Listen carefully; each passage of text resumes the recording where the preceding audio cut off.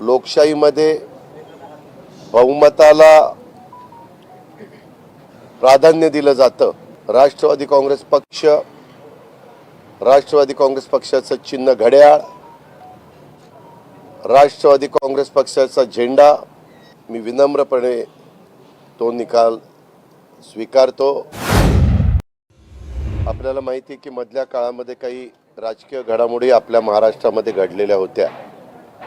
साहजिकच कुठल्याही पक्षाच्या संदर्भामध्ये घडामोडी घडल्यानंतर न्याय मागण्याच्या करता एक पद्धत आहे, एक परंपरा आहे।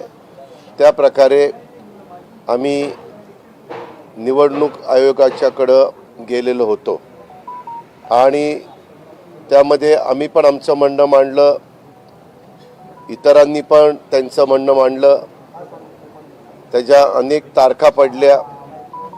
सगळ्यांचं म्हणणं, वकिलांचं म्हणणं जाणून घेतल्यानंतर साहजिकच लोकशाहीमध्ये बहुमताला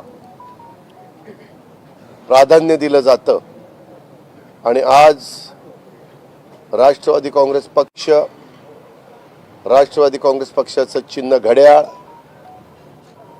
राष्ट्रवादी काँग्रेस पक्षाचा झेंडा, ह्या सगळ्या गोष्टी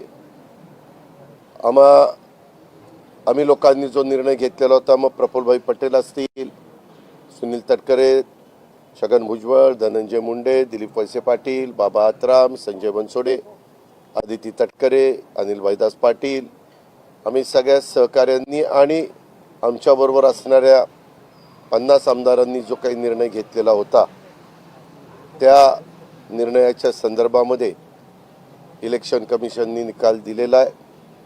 मी विनम्रपणे तो निकाल स्वीकारतो, मान्य करतो।